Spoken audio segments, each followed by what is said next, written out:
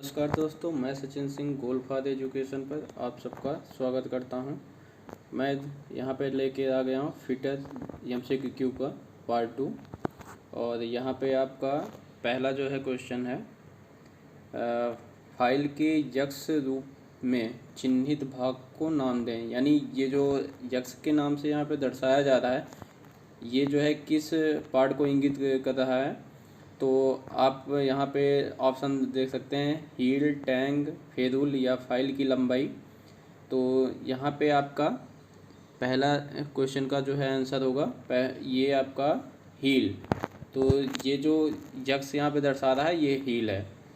और आपका अगर बाकी जो है पार्ट बताऊँ मैं, तो यक्ष आपका हील हो गया।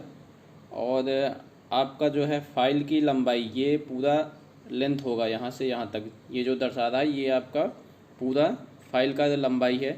और ये आपका फेरूल है यहाँ पे। और हील जो है, हील आपका यहाँ पे होगा। ये जो आपका भाग है जहाँ पे कोई भी दांते आपके नहीं के कटे हुए हैं, वहाँ पे आपका क्या होगा, हील होगा।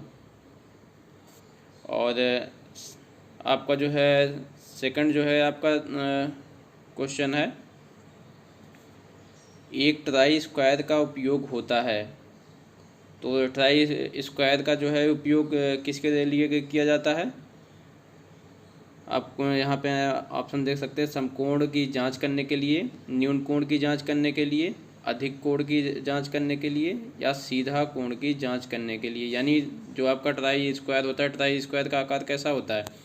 ट्राई स्क्वायर आपका लगभग कैसा होता है, इस टाइप का, यल आकार में। ठीक, तो आपका जो ये ट्राई स्क्वायर है इसका यूज किस लिए करेंगे? तो इसका आपका आंसर होगा न्यून कोण की जांच करने के लिए। यानी आपका इसका आपका आंसर होगा एक ट्राई स्क्वायर का उपयोग इसका समकोण की जांच करने के लिए। यानी आपका यल आकार का होता है और समकोण के कितने के का होता है, 90 डिग्री का। तो इसका जो आंसर आपका होगा समकोण की जांच करने के लिए। और यहाँ पे आपका अगला क्वेश्चन है, कौन सा मार्किंग मीडिया जहरीला नहीं होता है? यानी ये इसमें से ये जो 4 ऑप्शन दिए गए हैं, इसमें से कौन सा मार्किंग मीडिया है जो आपका एक तरीके का पॉइजन नहीं है? और मार्किंग मीडिया का आप लोगों को पता है कि क्या यूज करते हैं? जैसे किसी पार्ट पे आपको मार्किंग करनी है, तो सबसे पहले उस पर जो है या तो चौक द्वारा या कॉपर सल्फेट द्वारा और पार्चियन ब्लू, इन सब का यूज करके क्या करते हैं, पहले उस पर एक लेप लगाते हैं, उसके ऊपर मार्किंग करते हैं। क्योंकि डायरेक्ट पार्ट पे तो हम मार्किंग कर नहीं सकते, इससे तो जो हम लाइन खींच रहे हैं वो तो हमें दिखेगा नहीं। तो इसलिए पहले हम इन सब मटेरियल में से किसी एक का यूज करते हैं, उसके बाद उस पर हम मार्किंग करते हैं। तो ये आपका वही पूछ रहा है कि जो आप मार्किंग मीडिया वहाँ पे यूज करते हैं, उसमें से कौन सा ऐसा मार्किंग मीडिया है जो आपका एक तरीके का पॉइजन है, यानी जहरीला होता है। तो इस क्वेश्चन का आपका आंसर क्या होगा, कॉपर सल्फेट। तो आपका जो कॉपर सल्फेट है ये आपका एक तरीके का पॉइजन भी होता है। ठीक, तो अगला क्वेश्चन है, यूनिवर्सल सरफेस गेज का कौन सा हिस्सा स्क्राइबर को पकड़ रखता है? तो आपका यहाँ पे ऑप्शन है स्नग, गाइड पिन, या फिर आपका रॉकेट आर्म, या फाइन एडजस्टमेंट पेंच। तो यहाँ पे वो कौन सा हिस्सा है जो यूनिवर्सल सरफेस गेज का जो स्क्राइबर लगा होता है उसको आपको पकड़ कर रखता है? तो ये आपका फिगर है, ये आपका यहाँ पे देख सकते हैं, ये आपका स्क्राइबर है। और ये स्क्राइबर आपका किस में पकड़ के रखा हुआ है, क्लैंपिंग नट में। तो आप का यहाँ पे आंसर आपका क्या होगा, आपका ये अगले क्वेश्चन का आंसर क्या है यहाँ पे 24 नंबर का। तो इसका आंसर आपका हो जाएगा 24 का ए। यानी किसमें पकड़ के रखता है, ये आपका यहाँ पे ये क्लैंपिंग है, जो है नट होता है, क्लैंपिंग नट में आपका ये स्नग होता है। तो इस स्नग में आपका पकड़ के रखता है क्या, स्क्राइबर। ठीक, और बाकी आप ये आपका होता है यूनिवर्सल सरफेस गेज। यहाँ पे आप इसका पूरा फिगर देख सकते हैं और ये इसका द पार्ट है। यहाँ पे ये स्नग है आपका, यहाँ पे जो कि आपका स्क्राइबर जो है होल्ड करता है, और ये आपका क्लैंपिंग नट हो गया। यहाँ पे आप स्पिंडल आप देख सकते हैं, और ये आपका फाइन एडजस्टमेंट स्क्रू होता है यहाँ पे ये, और ये आपका फाइन एडजस्टमेंट स्क्रू जिस पे लगा होता है वो आपका क्या होता है, रॉक आर्म होता है। और ये आपका यूनिवर्सल सरफेस गेज का बेस होता है। और ये आपका जैसे ये वी टाइप का ये कटा हुआ है तो इसे क्या बोलता है, वी ग्रुप। इसका यूज होता है अगर जैसे कोई सिलेंड्रिकल जॉब है तो वहाँ पे मार्किंग करते हुए वक्त जो है ये वी ग्रुप जो है काम आता है, ठीक। और ये आपका यहाँ पे होता है गाइड पिन। और अब आपका अगला जो है क्वेश्चन है, इस वाइस का नाम बताइए। यानी ये जो फिगर में आपको मेंशन किया जा रहा है, इस जो है वाइस का आपका नाम जो है बताना है। तो ये आपकी कौन सी वाइस होगी, ये आपकी है हैंड वाइस। यानी आप इस वाइस का यूज हाथ में आपको पकड़ के जो है यूज करते हैं। ज़्यादातर ये आपके जो की मेकर है यानी चाबियाँ वगैरह बनाते हैं, ज़्यादातर वो लोग इसे यूज करते हैं। और आपका अगला क्वेश्चन है, कुछ स्ट्रोक के बाद एक नया हेक्सा ब्लेड ढीला हो जाता है, जिसकी वजह है।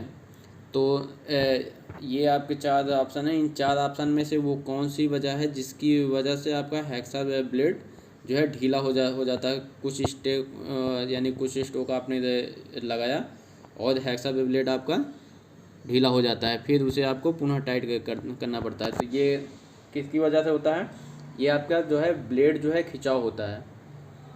क्योंकि जब आप नया हेक्सा ब्लेड लगाएंगे और थोड़ा आप उसको यूज करेंगे तो उसमें थोड़ा सा खिंचाव जो है आता है, जिसकी वजह से क्या होता है, ब्लेड आपका ढीला पड़ जाता है। तो यहाँ पे आपका 26 नंबर क्वेश्चन का कौन सा आंसर सही होगा, इसका आंसर आपका ए होगा।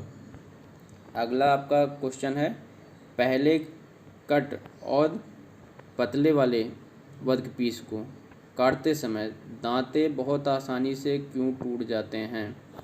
तो 27 नंबर आपका जो है क्वेश्चन है, पहले कट और पतले वर्कपीस को काटते समय दांते बहुत आसानी से क्यों टूट जाते हैं।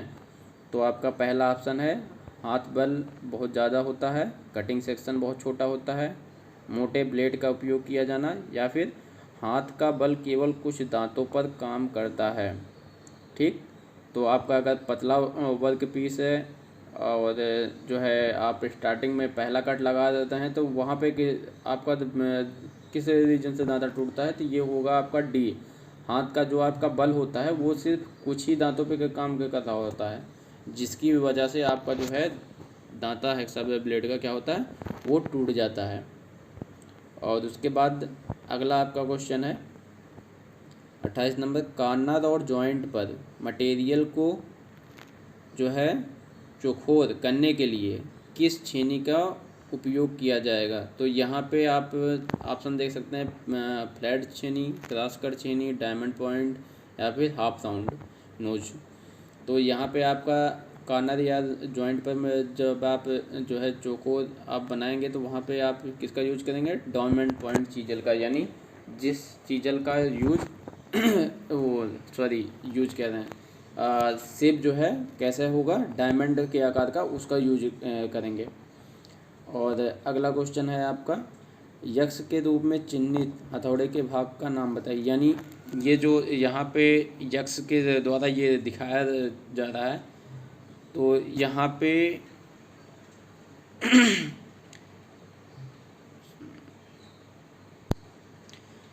ये यक्ष वाला पार्ट आपका क्या होगा, ये आपका यहाँ पे मेंशन कर रहा है किसको, ये मेंशन कर रहा है आपका यक्ष वाला पार्ट चीक को। यानी आपका 29 नंबर क्वेश्चन का आंसर क्या होगा, आपका होगा सी। और बाकी आप अगर यहाँ पे देखें तो ये आपका होगा यहाँ पे आई होल, और ये आपका यहाँ पे नीचे होगा फेस, और आपका ये जो क्या बोलते हैं पेन में जो आपका होगा वो आपका होगा यहाँ पे ऊपर। आपका अगला क्वेश्चन है, काटने वाली छेनी पर प्रतीक आपका यहाँ पे गामा द्वारा किस कोण को दर्शाया जा रहा है, यानी ये अल्फ़ा बीटा गामा यहाँ पे मेंशन किया गया है। तो आपको यहाँ पे बताना है कि ये वाला गामा मार्क है, ये किसको आपको यहाँ पे दर्शा रहा है, ये कौन सा एंगल यहाँ पे मेंशन कर रहा है। तो ये आपका क्या हो जाएगा, ये आपका हो जाएगा रेक एंगल। और बाकी अगर हम जो है गामा की जो है बात करें तो ये आपका क्या होता है, ये आपका होता है क्लीयरेंस एंगल आपका होता है। और आपका ये जो यहाँ पे बीटा से दिया गया है ये आपका होता है, ये होता है आपका पॉइंट एंगल। ठीक। और बाकी अगर हम बात करें तो ये एंगल ये आपका होता है, और इस एंगल को आप क्या कहेंगे, इस एंगल को बोलते हैं इंक्लाइंड एंगल या झुकाव कोण। क्योंकि चीजल का ज़्यादातर यूज क्या करने के लिए होता है, चिपिंग करने के लिए। तो चिपिंग करने के लिए क्या आवश्यकता होती है कि हम चीजल को जो है थोड़ा आपको अपने पार्ट पे झुका के रखना होता है। तो सीधा तो हम रख नहीं सकते, सीधा रखेंगे तो कटिंग करेगा। तो चिपिंग करने के लिए हर जो है मटेरियल के हिसाब से आपको झुकाव कोण जो है देना होता है। तो यहाँ पे आपका ये आपका झुकाव कोण होता है आपका यहाँ से यहाँ तक। और आपका अगला जो है क्वेश्चन है यहाँ पे 31 नंबर, धातु के उस गुण का नाम बताइए जिससे वह बिना टूटे तार में खींचा जा सकता है। यानी वह कौन सा गुण है जिसके कारण किसी धातु में जो है तनन जो है शक्ति सबसे ज़्यादा होता है, यानी उसे अच्छे से तार के रूप में उसे परिवर्तित किया जा सकता है खींच के। तो यहाँ पे आपका ये इसका आंसर आपका यहाँ पे आंसर होगा डक्टिलिटी, यानी बिना टूटे जो है किसी धातु को आसानी से जो है तार के रूप में परिवर्तित किया जा सकता है। किसके कारण, इसके डक्टिलिटी के कारण। और अगला जो है आपका यहाँ पे क्वेश्चन है, थिम्बल के एक डिवीज़न की स्पिंडल मूवमेंट क्या होगी जब स्पिंडल जो है शेड आपकी 0.5 मिलीमीटर पिच का है। यानी यहाँ पे इनका कहने का मतलब है कि अगर हम थिम्बल को एक बार हम पूरा घुमाएंगे तो आपका स्पिंडल कितना बाहर जा रहा है, 0.5 मिलीमीटर, यानी 0.5 मिलीमीटर के पिच की उस पर शेड यहाँ पे काटी गई है। ठीक। तो इसमें इनका जो है कहना है कि अगर 0.5 मिलीमीटर का जो है पिच का आप के स्पिंडल पे है तो आपका थिम्बल के एक डिवीज़न की स्पिंडल मूवमेंट क्या हो गई, यानी थिम्बल कितना मूव करेगा। ठीक। तो यहाँ पे आपका 32 नंबर क्वेश्चन का आंसर होगा 0.01 mm। आपका कितना मूव करेगा, 0.01 mm जो है आपका मूव करेगा। और अगला आपका क्वेश्चन है, इस वर्नियर कैलीपर की रीडिंग क्या होगी। तो जो यहाँ पे मेंशन किया गया है, यहाँ पे ये पूछा जा रहा है कि इसका रीडिंग क्या होगा। तो अगर आप जो है यहाँ 4 के पहले देखें तो यहाँ पे कुछ दिख नहीं दे रहा है, और 4 के बाद जो है यानी 4 5 6, यानी 4 से 5 के बीच में कितनी लाइन है आपकी, 10 है। और फिर 5 से 6 के बीच में वहाँ पे भी 10 है। तो इसका मतलब क्या हो गया कि आपका ये 40 है, ये 50 है, ये 60 है, यानी 40 के पहले आपका कितना होगा, 30 होगा। और 30 के बाद अगर आप देखें तो ये आपका एक यहाँ पे ये एक बड़ी रेल लाइन दी गई है। तो वो आपकी बड़ी रेल लाइन वहाँ पे क्या दर्शा रही है, वो बड़ी लाइन आपका 5 mm दर्शा रहा है, यानी 30 पहले खुला हुआ है, ये आपका 5 यहाँ पे, यानी आपका हो गया कितना, 35। और उसके बाद आप यहाँ पे देखें 35 के बाद फिर आपकी कौन सी लाइन यहाँ पे जो वर्नियर के स्केल की है वो मेन डिवीज़न से मैच कर रही है। तो वो 20 नंबर की आप यहाँ पे लाइन देख सकते हैं। ये 20 नंबर की आपकी लाइन जो है वो आपका मेन डिवीज़न से मैच कर रहा है। तो तो वर्नियर स्केल का आपका लिस्ट काउंट कितना होता है? तो वर्नियर स्केल का आपका लिस्ट काउंट हो गया 0.02, और आप इसे मल्टीप्लाई अगर करेंगे 20 से तो आपका कितना कितना आएगा? 0.4 आपका आएगा, ठीक। और 0.4 आपका ये हो गया, और 35 आपका पहले से ओपन है, तो आपका ये आपका 35 हो गया, और आप इसमें जब 0.4 जोड़ देंगे तो ये आपका कितना आ जाएगा? 35.4। यानी आपका 30 नंबर क्वेश्चन का आंसर क्या होगा? 35.4। और अगला आपका क्वेश्चन है, इस वर्नियर बेवल प्रोटेक्टर की रीडिंग क्या होगी? यानी यहाँ पे ये जो वर्नियर बेवल प्रोटेक्टर दिया गया है, यहाँ पे इसकी रीडिंग आपकी क्या होगी, ठीक। तो यहाँ पे आप देखें, 0 के पहले आपको यहाँ पे पहले से देखना है, ये जो यहाँ पे दिया गया है वर्नियर वाला, इसमें का 0 आप देखें, मेन स्केल जो आपका है किससे आपका मैच करता है? यहाँ पे लगभग ये 42 के पास में है। 42 को पूरा टच नहीं कर रहा है, ये सिर्फ 42 के आपके पास में है। अभी ये 42 पूरा जो है टच नहीं हुआ है। अगर आप जो है देखें तो आपका ये आपका हो जाएगा 41, ठीक। 41 डिग्री आपका जो है मेन स्केल हो जाएगा। फिर आपका वर्नियर स्केल में आप देखें कितना कितना मिनट हो रहा है, तो आप यहाँ पे देख सकते हैं ये कितने की जो है आपका बटा हुआ है। 5, 10, 15, 20, 25, ये आपका हो गया 30, फिर आपका 35, 40, फिर आपका 45, आगे आपका ये किस पे मैच कर रहा है? 50 पे।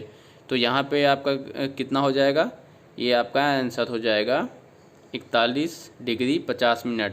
और आप लगाने के का जो है देख सकते हैं, ये चारों ऑप्शन आपका इसमें दिया गया है, तो ये इसमें से आपका कौन सा सही हो रहा है?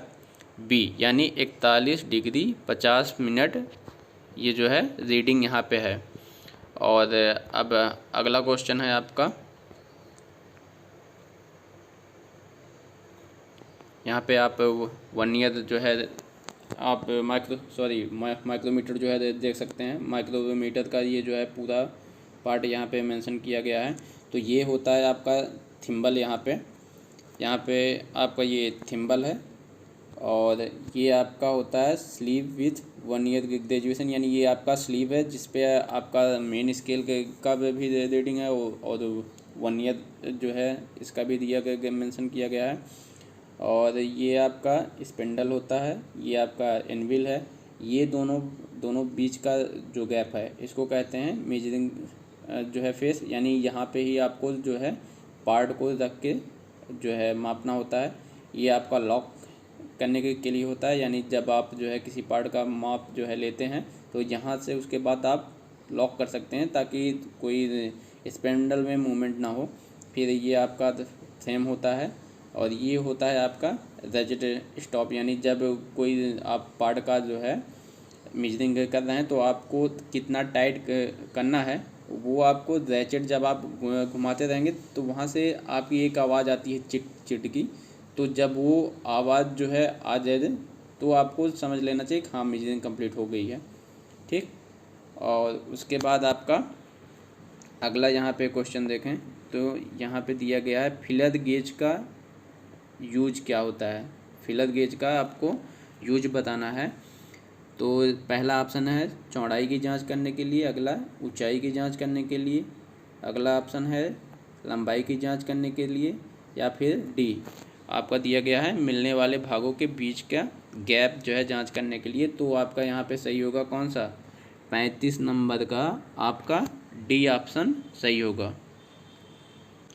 और आप लोगों को दिखाएं तो ये है फिलर गेज, ये आपका फिलर गेज होता है। तो फिलर गेज का यूज क्या है, जैसे दो जो है पार्ट हैं, एक मेल फीमेल, तो वो जो आपस में आप उन्हें फिट करेंगे तो उनके बीच जो अगर कुछ गैप रह जाता है तो उस गैप को जो है हमें मेजरिंग करने के लिए किसका यूज किया जाता है, फीलर गेज का। ठीक, तो यहाँ पे आपका फिर अगला क्वेश्चन है, इस डायल कैलिपर में माप को पढ़ें, यानी आपको यहाँ पे क्या बताना है, यहाँ पे रीडिंग आपको यहाँ पे मेंशन करना है, ये डायल कैलिपर पे कितना रीडिंग दिखाया जा रहा है। तो यहाँ पे आप देख सकते हैं 0 से 1, 1 से 2, यानी ये 10-10 मिलीमीटर यहाँ पे मेंशन किया जा रहा है। तो 10 हो गया 0 से 1, फिर 1 से 2 आपका 20 मिलीमीटर हो गया। फिर आगे आप जो है देखें तो यहाँ पे 5 ये भी ओपन है, तो यानी ये आपका 0 से ये आपका यहाँ पे 5, फिर ये 10, ये आपका 15, ये आपका यहाँ पे 20 हो गया, ये आपका 25। ठीक, तो आपका यहाँ पे कितना ओपन है, यहाँ पे आपका टोटल 25 mm जो है आपका मेन स्केल पे ओपन है। उसके बाद आप डायल की जो है सुई जो है देखें वो किस नंबर से मैच कर रही है। तो 0 से 10 हो गया, फिर 10 से आपका 20 हो गया, 20 से आपका 30, और 30 के पहले वहाँ पे एक आ रहा है कितना, 5 के थोड़ा सा पहले, यानी आपकी वहाँ पे कौन सी लाइन जो है टच हो, चौथी लाइन, यानी 20 के और 25 के बीच में ये जो आपकी चौथी लाइन है, यानी वो आपका कौन सी लाइन, यह हो जाएगी 24 नंबर। 24 नंबर आपका डायल पे यहाँ पे मैच जो है मिलान कर रहा है 24। और अगर आप यहाँ पे लिस्ट काउंट ये इस जो है डायल कैलिपर का दिया गया है, आप इसका मल्टीप्लाई कर दीजिए 0.5 से।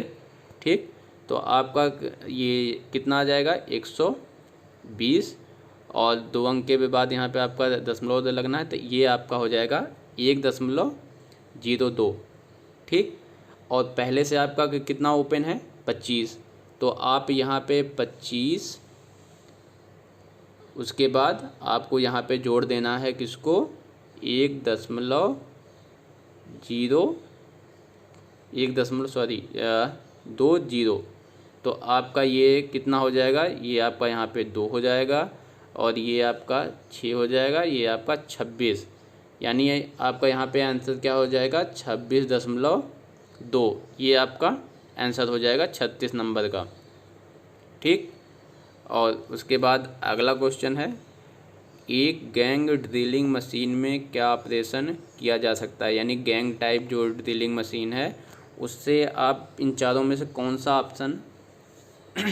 ऑपरेशन आप वहाँ पे कर सकते हैं, निष्क्रिय संचालन, या फिर ड्रिलिंग का बार बार जो है संचालन, या फिर निरंतर मिलिंग ऑपरेशन, या फिर ड्रिलिंग का क्रमिक ऑपरेशन। आप यहाँ पे कौन सा ऑपरेशन कर सकते हैं एक गैंग ड्रिलिंग मशीन में। तो 37 नंबर क्वेश्चन का आपका आंसर क्या हो जाएगा, ये आपका आंसर हो जाएगा ड्रिलिंग का क्रमिक जो है संचालन आपका गैंग ड्रिलिंग मशीन पे आप कर सकते हैं।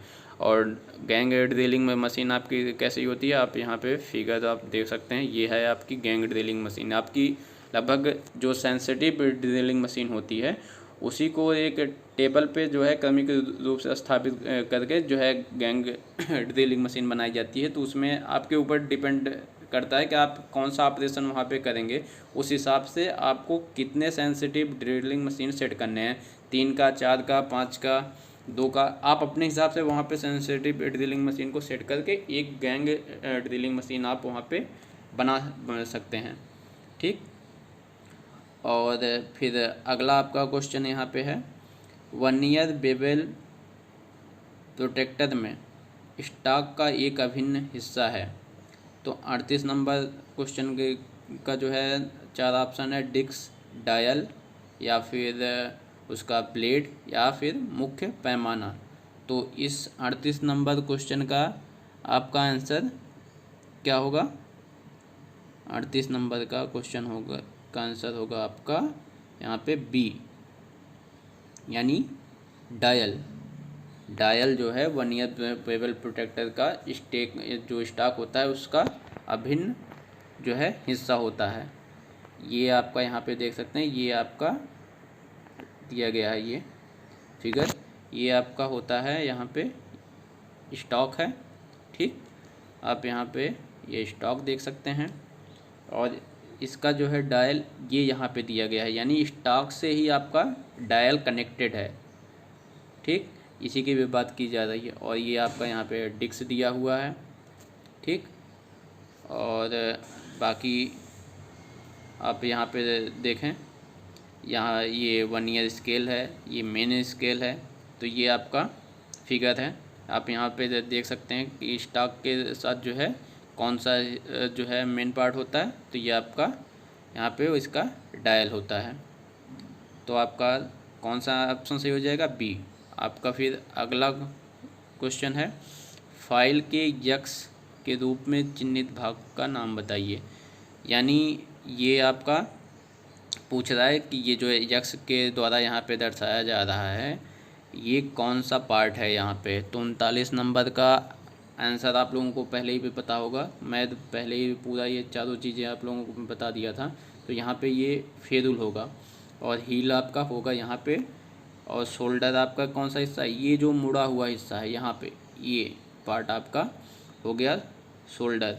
और एज आपकी क्या होती है? एज आपकी ये है, यहाँ पे ये जो किनारा आपको दिख रहा है जहाँ पे कोई दांता नहीं कटा है, ये आप क्या हो गया?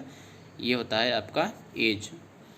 और आपका अगला क्वेश्चन है, जाप को फिनिट साइज के करीब लाने के लिए किस फाइल का उपयोग किया जाता है?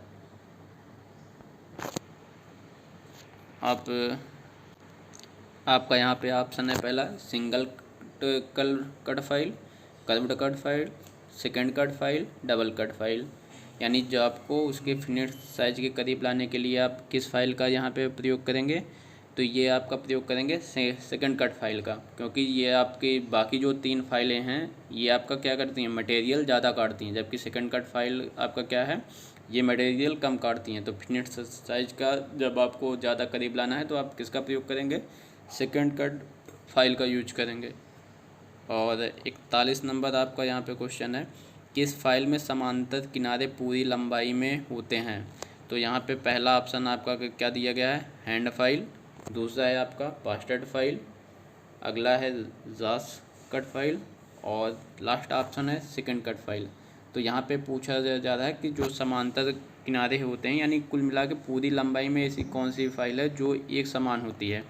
तो यहाँ पे आप जो है देखें तो ये जो हैंड फाइल होती है ये पूरी लंबाई में एक समान होती है, ये टेपर नहीं होती। जबकि आप जो है बाकी जो भी फाइल आप देखेंगे वो टेपर होती है। जैसे ये आप यहाँ पे जो देख रहे हैं ये आपकी एक तरीके की कौन सी फाइल है? ये आपकी एक तरीके की हैंड फाइल है।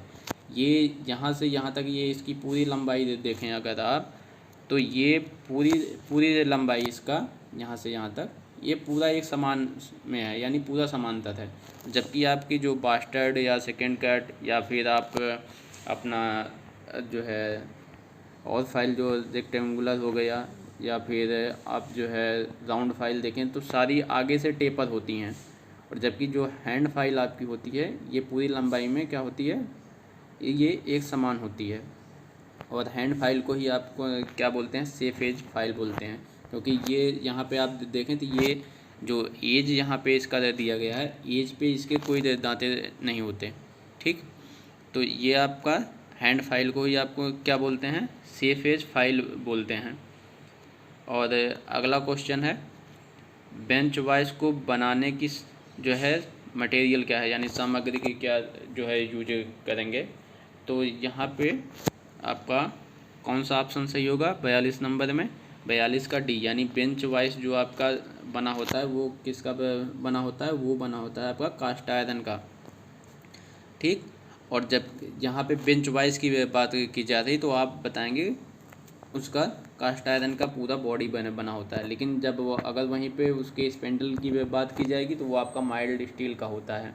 तो वहाँ पे स्पेशली पार्ट का नाम देके माइल्ड स्टील आपका स्पेंडल करके भी पूछ लिया जाएगा, तब आपको माइल्ड स्टील बताना। लेकिन अगर आपका बेंच वाइज का मटेरियल अगर पूछा जा रहा है तो वहाँ आप कास्ट आयरन ही बताएंगे। और आप नीचे यहाँ देख सकते हैं ये है आपकी बेंच वाइज। ठीक, तो बेंच वाइज ये इस टाइप की आपकी होती है। आप यहाँ पे देख सकते हैं, ये यहाँ पे होता है इसका स्पिंडल यहाँ पे, और ये आपका हैंडल हो गया। ये अंदर आपका स्प्रिंग दिया हुआ है, इसके अंदर आपका वाशर होता है। ठीक, और ये आप देखें तो ये यहाँ पे आपका क्वार्टर पिन है, ये आपका फिक्स जा होता है। ठीक, और ये आपका मूवेबल जा होता है, और यहाँ पे जो आपका लगा होता है दोनों पे, ये क्या होता है, ये आपकी होती है जॉ प्लेट।